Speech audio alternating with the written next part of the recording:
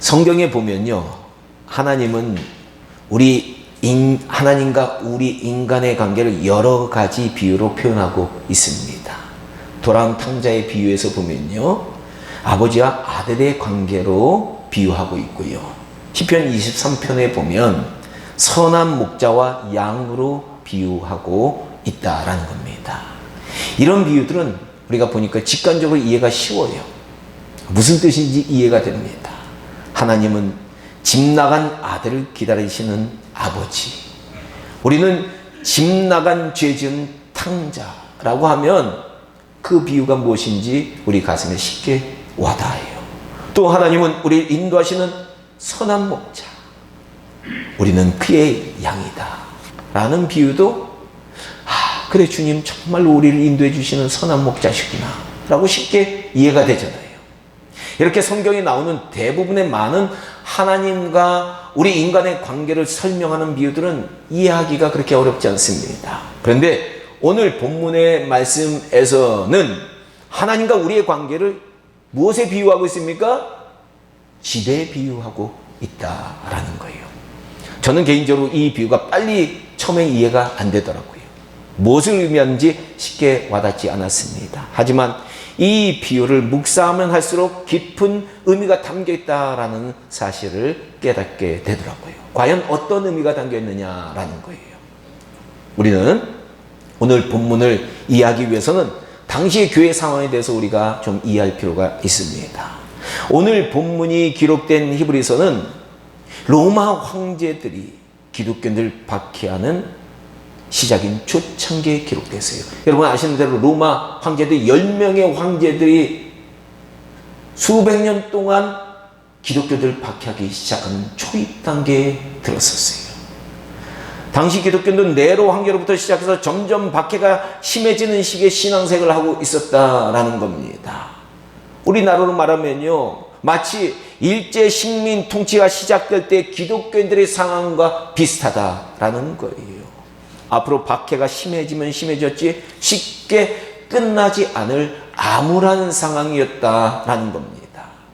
더군다나 전 로마 제국에 흩어져 있던 유대인들도요, 여러 가지 방법으로 기독교인들을 박해하고 있었습니다. 시기 질투하고 있었어요.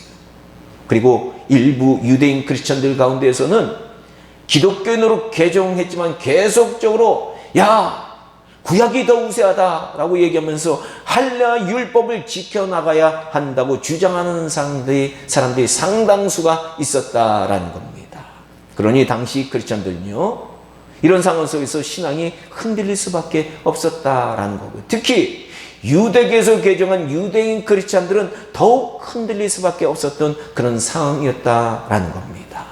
바로 히브리서는 이런 상황 속에서 처해 있었던 히브리 기독교인들, 즉 유대인 기독교인들을 위해서 기록된 성경이다라는 거예요. 그러다 보니까 오늘 본문에서는요, 모세와 예수님을 비교해서 예수님이 모세보다 월등하신 분이다라는 것을 알려주고 있습니다. 어떻게 말하고 있습니까? 3절에 보니까 예수님은 집을 지은 분으로 비유하고 있고요, 모세는 집으로 비유하고 있다라는 거예요. 그러면 집 지은 사람이 더 존귀합니까? 집이 더 존귀합니까? 그렇죠. 집 지은 예수님이 집에 해당하는 모세보다 더 영광받을 만하고 존귀하다라고 말하고 있는 거예요. 그리고 히브리서 저자는 본문 4절에서 바로 이 비유가 무엇을 의미하는지 더 정확히 결론을 내줍니다. 집마다 지은 이가 있으니 만물을 지으신 이는 누구시라? 하나님이시니라. 그렇습니다. 이게 무슨 얘기예요? 예수님이 하나님이시다라는 것을 얘기하는 겁니다. 그러니 그 당시 흔들리는 유대인 크리스천들에게 너희가 믿는 분은 바로 하나님이신 예수님이니까 흔들리지 말고 그 믿음을 잘 지켜나가라, 이렇게 조언을 한 겁니다. 이는 오늘날도 마찬가지인 것 같아요. 요새도 보면요, 세상 사람들은 어떻게 해서든지 예수님을 격화시키려고 여러 가지 교묘한 방법으로 노력하고 있어요. 예수님이 인간이다라는 것을 그들은 계속 주장하고 싶어 해요. 아니, 인간이 어떻게 하늘로 승천을 해요? 성경에 분명히 예수님은 인간으로 오셨지만 하나님이시다라고 얘기하고 있어요. 심지어 신학을 한 신학자들 사이에서도 예수님께서 성자 하나님이심을 부인하고 인간 예수를 연구하고 주장하는 사람들이 너무나도 많아지고 있다라는 거예요. 아니, 도울 김용옥 같은 사람도 그런 식으로 얘기하는 거예요. 신학자도 아니면서 신학을 어설프게 했는데 그것 가지고 얼마나 이상하게 이 기독교를 변질시키는지 몰라요. 그러다 보니까요, 이런 여러 가지 도전으로 많은 크리스천들이 예수님에 대한 믿음이 흔들리고 있는 걸 봅니다. 안 돼요. 우리는 예수님이 하나님이심을 분명히 알고 신앙생활을 해야 돼요. 이 신앙은 우리 기독교 신앙의 핵심이다라는 사실을 우리 성도님들은 명심하셔야 돼요. 신약성경 전체를 읽어보면요, 예수님은 성육신하신 하나님이시다라는 사실을 우리는 분명히 알 수 있습니다. 만약 이 신앙이 흔들리는 분은 성경을 제대로 읽지 않은 분들이다라는 거예요. 성경을 제대로 읽으면요, 우리 예수님은 하나님이시다라는 사실을 확실하게 깨달아요. 그래서 예수님의 제자인 도마도 부활하신 예수님을 보고 나의 하나님이라고 고백을 한 거예요. 부디 우리 선민교회 성도님들께서는요, 예수님께서는 성자 하나님이시다라는 사실 위에 우리의 굳건한 믿음을 세워나가시기를 주님의 이름으로 간절히 축원합니다. 이 믿음이 확실해야 돼요, 크리스찬들은요. 그런데 히브리서 저자는 이 사실을 확실히 하고요, 5절부터 또 이런 비유로, 또 다른 비유로 이야기를 합니다. 모세는 하나님의 온 집의 종으로 신실하였고 그리스도는 하나님의 집을 맡은 아들로서 그와 같이 하셨으니, 여기서 그리스도라고 얘기하셨어요.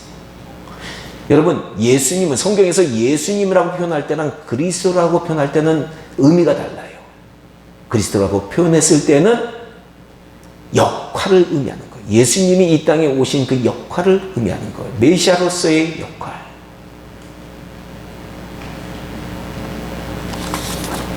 이 말씀은 무엇을 의미할까요? 우리는 통상 이제 모세라고 하면 이스라엘 백성들 광야에서 이끌었던 위대한 지도자다, 이렇게 생각합니다. 그러니까 모세가 대단히 위대하게 생각을 하거든요, 보통이요. 하지만 히브리서 저자는 모세는 하나님께서 하나님을 대신해서 이스라엘 백성들 인도하라고 하나님이 사용한 종에 불과하다, 이렇게 선포를 해요. 반면에 그리스도께서는 하나님의 아들이셨지만 모세처럼 하나님의 집을 맡으셨다, 이렇게 얘기합니다. 즉 예수님도 모세처럼 종같이 하나님의 집을 맡아 일하셨다라는 것을 우리에게 알려줍니다. 이것은 당시 크리스천들에게 시사하는 바가 정말로 크다라는 거 여러분들 아셔야 돼요. 사실 집 주인의 아들은 아버지 집에서 모든 것을 누릴 권한이 있어요. 아들은 아버지 집에서 종처럼 일할 필요가 없어요. 누리고 쉬면 되는 거예요. 즐기면 되는 거예요. 하지만 우리 예수님은 하나님 아버지의 집에서 모세와 같이 종처럼 일하셨다라고 히브리 저자는 얘기하고 있는 거예요. 즉 교회를 위해서 충성을 다해 섬기셨다라는 겁니다. 여러분, 사복음서를 보면요, 예수님은 하나님의 아들이셨지만 이 세상에 오셔서 그의 능력을 완전히 다 발휘해서 이 세상을 정복하실 수 있었지만 세상을 누린 적이 전혀 없었다라는 것을 우리는 알게 됩니다. 예수님은 하나님의 집인 교회를 세우기 위해서 제대로 쉬지도 못하시고 사역을 감당하셨고요, 마지막에는 십자가에 돌아가셔서 그의 피의 값으로 이 귀한 교회를 세우셨다라는 겁니다. 그렇다면 이 사실은 당시 크리스천들에게 어떤 깨달음을 주었을까라는 거예요. 그렇습니다.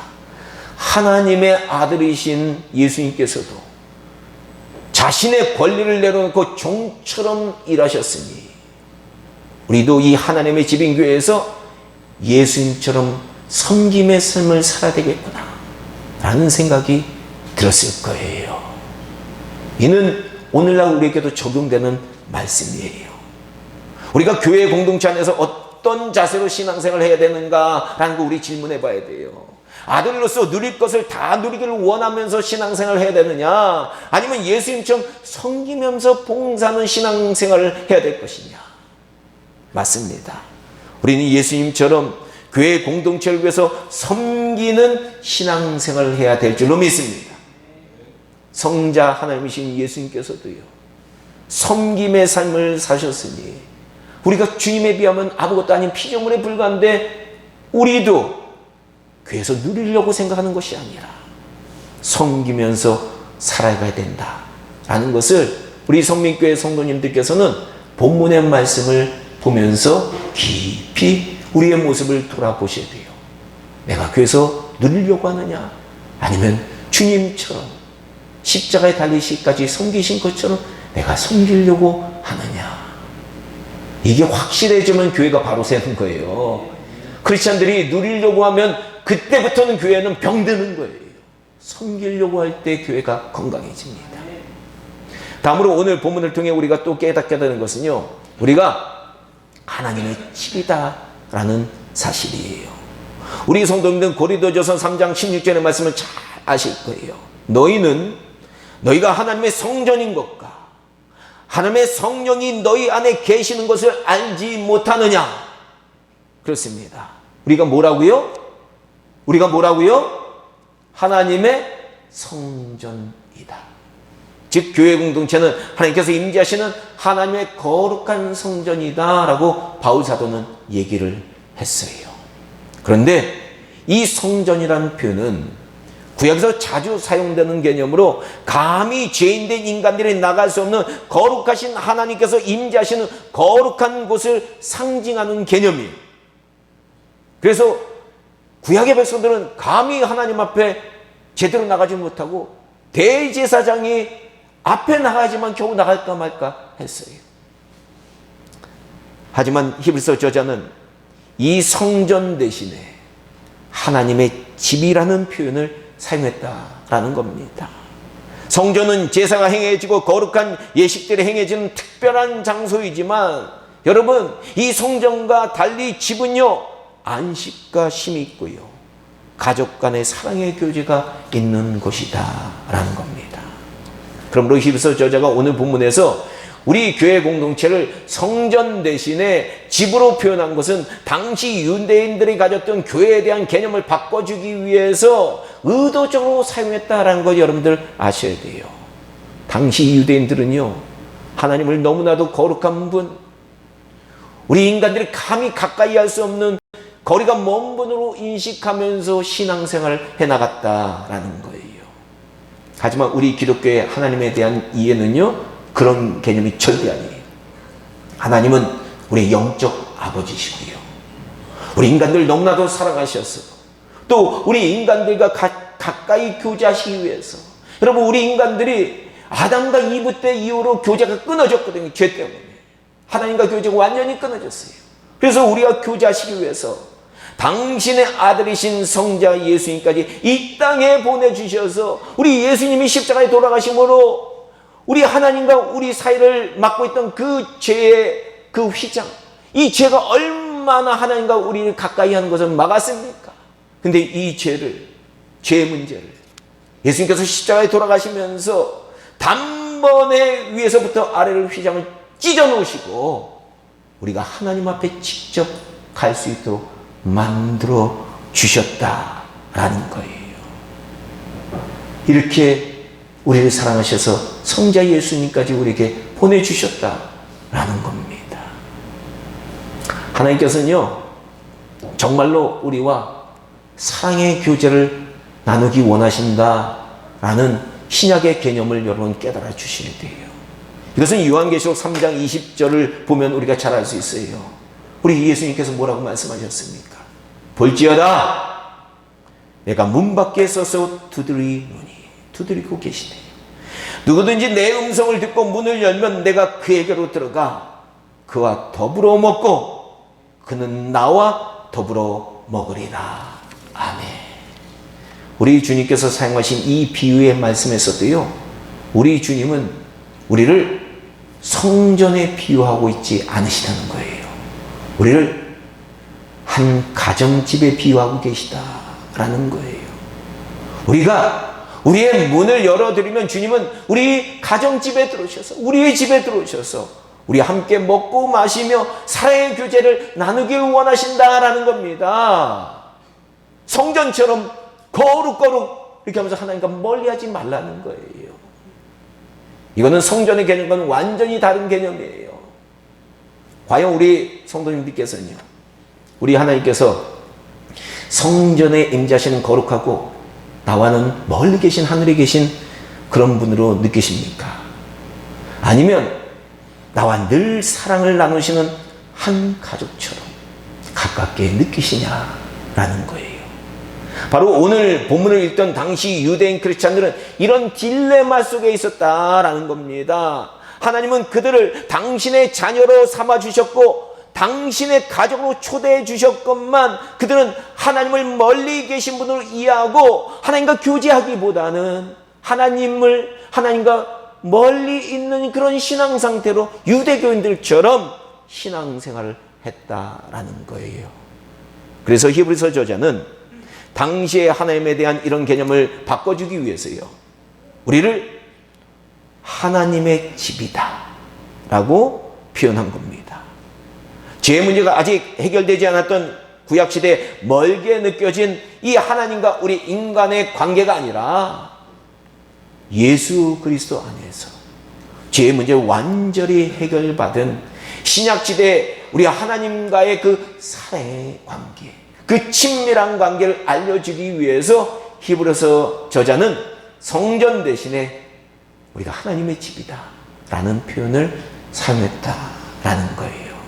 그러므로 오늘 본문의 말씀을 나누고 있는 우리도 과연 우리가 주님과 얼마나 깊은 사랑의 교제를 나누고 있는지 돌아봐야 될 줄로 믿습니다. 혹시 우리 성도님들은 하나님과 멀게 느껴지십니까? 하나님은 거룩하시지만 멀리 계신 분으로 느껴지십니까? 아니면 내 안에 계셔서 나와 사랑의 깊은 교제를 나누고 계신 정말로 친밀한 영의 아버지, 아빠라고 부를 정도로 그런 친밀한 관계를 느끼고 계시냐라는 거예요. 만약 하나님께서 멀리 계신 분으로 느끼신다면 우리는, 여러분, 하나님 멀리 계신 이유가 뭔지 아세요? 거기 이유가 있어요. 하나님과 우리 관계 사이에 죄가 있는 거예요. 아직도 우리 죄된 모습을 회개해야 돼요. 하나님이 내 속에 계시다는 걸 못 느낄 때는 분명히 여러분들 속에, 여러분 삶 가운데 죄가 여러분들을 지배하고 있는 거예요. 죄를 회개하고요, 주님과 사랑의 교제를 나눠가려고 마음의 문을 여셔야 돼요. 마음의 문을 여셔야 돼요. 그리고 주님을 여러분들 영혼의 집에 모셔드려야 돼요. 우리 주님을 우리 영혼의 문 바깥에서 서성거리게 만들면 절대로 안 된다라는 겁니다. 마음의 문을 열어드리고요, 주님을 모셔드리고요, 주님을 사랑하고요, 주님과 먹고 마시는 사랑의 교제를 늘 나눠야 돼요. 이렇게 하려면 어떻게 해야 돼요? 여러분, 주님을 사랑합니다 라고 고백 늘 해야 돼요. 주님을 사랑합니다 고백하지 않는 사람은 어떻게 주님을 사랑할 수 있겠어요? 그리고 주님의 말씀을, 성경 말씀을 자꾸 가까이 하려고 해야 돼요. 그리고 주님과 교제하는 기도의 시간을 소중히 여겨야 돼요. 세상 것을 소중히 여기지 않고 주님과 교제하는 시간을 소중히 여겨야 돼요. 그래서 주님과 정말로 친밀한 교제를 나누는 그런 크리스찬들을 보면은 어떠냐? 늘 주님과 동행하는 그런 삶을 살아요. 우리 와이프도 보면요, 늘 주님의 말씀을 틀어놓고 살아요. 주님과 동행하려고 노력을 많이 하면서 주님을 사랑하는 모습이 늘 삶 속에서 나타나거든요. 바로 이렇게 우리가 늘 주님을 가까이 해야 됩니다. 그래야 우리는 이 사랑의 교제를 통해 우리 주변의 상황이 아무리 어렵고 혼란스럽더라도 우리가 세상을 이길 힘이 생기는 거예요. 여러분, 주님을 사랑하지 않고 여러분들 주님, 우리에게 몰려오는 많은 문제도 이길 힘이 안 생깁니다. 그리고 그런 사랑의 교제가 있어야 오늘 본문 6절에서 나온 대로 영원한 생명에 대한 소망의 확신, 믿음을 가지고요. 아니, 주님을 사랑하지도 않는데 여러분 무슨 영원한 생명에 대한 소망을 갖겠어요? 그냥 이 땅에서 하루하루 먹고 사는 것에 집착하는 거예요. 이 세상에서 하루하루 즐기는 것에 집착하는 거예요. 영원한 소망에 대한 이 믿음이 안 생겨요. 그리고 주님을 잘 아는, 사랑이 있어야 주님을 자랑하는 전도의 삶을 살게 되는 거예요. 히브리서 저자는 당시 핍박의 어려움을 직면하고 있었던 유대인 크리스찬들이 이 어려움을 이겨내고 끝까지 믿음을 지키기 위해서는 이런 주님과의 깊은 사랑의 교제가 필요하다는 것을 느끼고 바로 너가 우리가 하나님의 집이다 라는 정겨운 사랑의 표현을 사용했다라는 거예요. 부디 우리 성민교회 성도님들께서도요, 주님과 깊은 사랑의 교제를 나누는 하나님의 아름다운 집, 사랑이 넘치는 집이 다 되시기를 주님의 이름으로 간절히 축원합니다. 그리고 우리가 이런 교제를 나누는 교회 공동체가 되면요, 우리 교회는 근본적으로 체질이 바뀌어요. 아니, 하나님을 정말로 가깝게 느끼지 않는 자들이 모이면 교회는요, 체질이 세상하고 별 차이 없어요. 근데 하나님을 정말로 가까이 누리고 친밀한 관계를 누리는 사람들이 모이면 체질이 근본적으로 바뀌는 거예요. 서로 멀리 느껴지는 게 아니라 하나님이 나를 정말로 사랑해 주셨는데 주변에 있는 사람들이 너무 사랑스럽게 보이는 거예요. 사랑이 그냥 교회 안에 오면은 그냥 넘쳐 흘러나는 거예요. 정말로 주님 안에서 사랑의 교제를 나눈 우리는 친밀한 가족으로 바뀌게 된다라는 겁니다.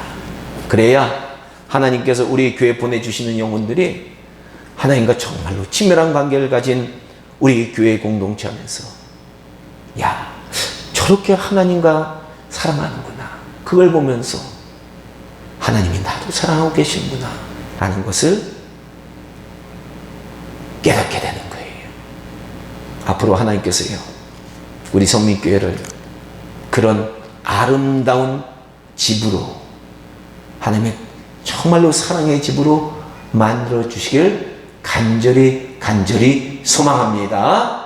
하나님께서 역사하셔서 그런 집으로 만들어 주실 거라고 저는 믿습니다. 기도하겠습니다.